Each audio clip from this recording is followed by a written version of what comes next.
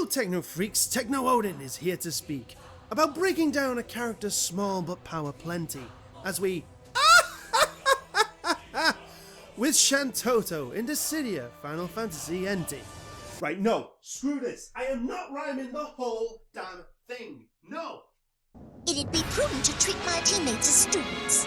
A marksman, Shantotto, as stated in the intro, packs a lot of power inside that little frame, and while her moveset is very basic, making her mad only makes her more fierce. This is due to her passive, Rage Mode. Shantotto is very similar to that of Golbez.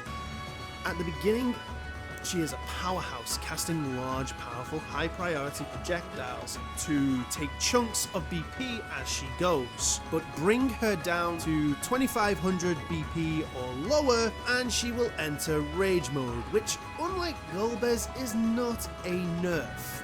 Instead, this will change her moveset into a multi-hit projectile with less priority but more pressure. BP attacks are as followed.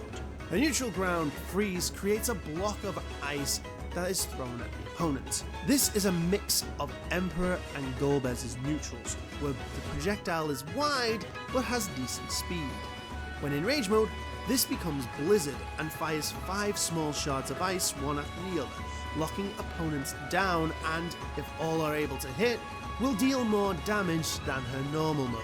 This is your standard projectile and it's great for neutral play, as it has a little bit of tracking so will catch people strafing if they are careless.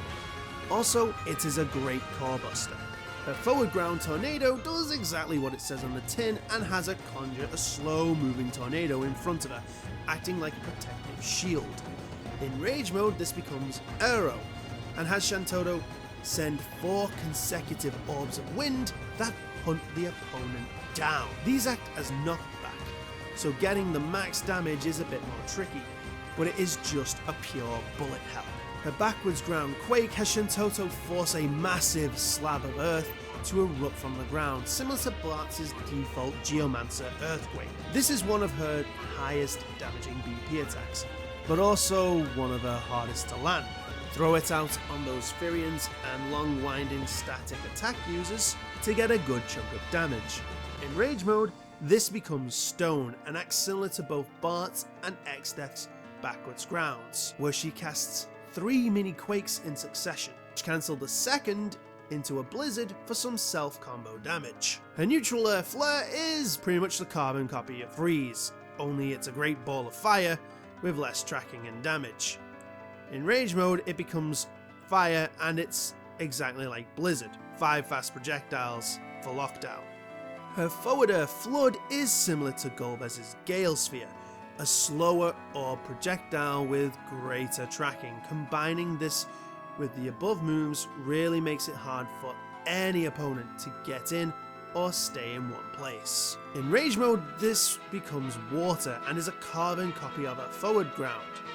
So do exactly the same with this move as you would Err. The backwards Err Burst is again the aerial version of Quake with the same pros and cons.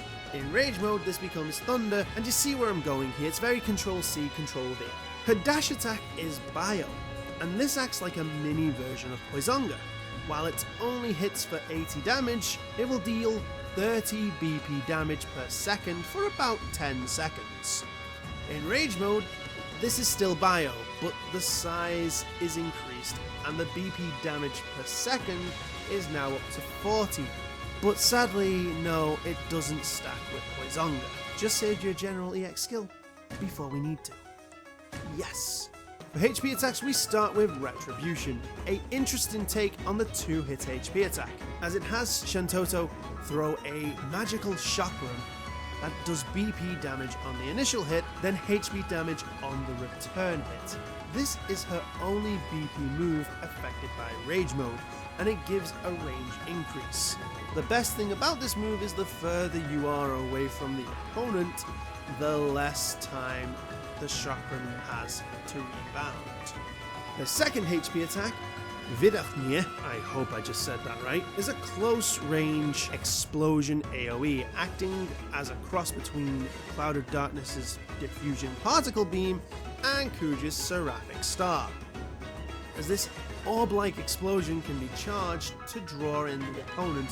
What's more, the attack will lower the opponent's defense for about 30 seconds. Her third HP attack, Divine Malazan, is a search-style HP attack similar to Meteor. This attack lowers defense, guard, stamina, and deals 20 BP damage per second for about 20 seconds. Her fourth HP attack, Salvation Scythe, is another wave-style attack. This attack once again deals 20 BP damage per second, while also lowering the opponent's attack power and making it so they are unable to recover bravery for 20 seconds. But which one is better? And I really need to find a better way of singling these out, as this is really hard to pick. Like I said, Retribution is the only HP attack affected by Rage Mode. But it's a 2-hit attack, again an odd choice for a marksman, but you can essentially make it a 1-hit HP attack if you are at the limit of its range, making it, as I said, a unique take on that format. Vidochnir, I really hope I'm saying that right, while in my opinion the weakest of the lot, reduces the opponent's defense for a while. So it's like a pseudo Ren shield, giving you or your teammate a boost in damage the next time you encounter the opponent.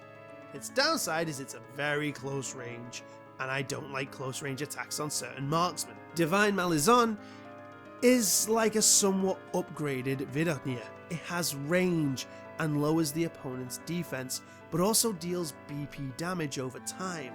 And as for Salvation Scythe, this move lands way more often than it should do. It's about on par with Dark Flame, only without the HP loss, and once again it does BP damage over time, and it prevents the afflicted opponent from recovering BP while also lowering their attack damage, making this almost Maelstrom levels of spam worthy. Her unique EX skill is Colossal Shantotto, where she grows to a size so immense. Then she shoots out a wave that deals damage to Brave as she laughs at her opponent's expense. Seriously, stop putting these in! It sits on a soul-crushing 1-minute cooldown, but deals nearly 1000 BP damage, while also making Shantotto completely invincible while she uses it. It's a great way to get out of jail from HP attacks, but also allows you to set up for a HP attack if they block, as it knocks them very high into the air.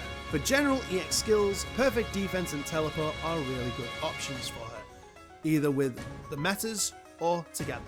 Not much to really say.